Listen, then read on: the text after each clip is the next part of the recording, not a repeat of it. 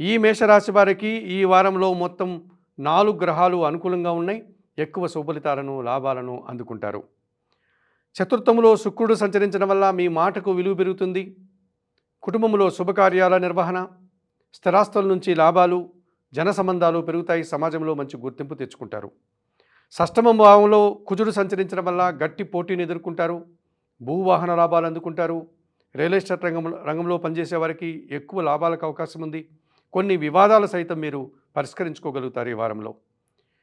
లాభంలో చంద్ర సంచారం వల్ల కుటుంబ సౌఖ్యాన్ని, కుటుంబంలో శుభకార్యాల నిర్వహణ, విందు వినోదాల్లో పాల్గొనడం, మనసుకు నచ్చే విధంగా సంతోషంగా కాలం గడుపుతారు. లాభంలో రాహువు సంచరిస్తున్నాడు. అన్ని రంగాల్లో కూడా ఈ వారంలో మీకు అనుకూలత కనిపిస్తుంది. ముఖ్యంగా నూతన ఉద్యోగాలు కానీ, నూతన వ్యాపారాలు కానీ మీకు సానుకూలంగా ఉన్నాయి. విదేశాల్లో సంచరించేటువంటి వారికి, విదేశీ వ్యాపారాలు చేసేవారికి, విదేశాలకు వెళ్ళాలనుకునే వారికి, విదేశాల్లో చదువులు చదవాలనుకునేటువంటి వారికి సానుకూల ఫలితాలు రావడానికి అవకాశం ఉంది.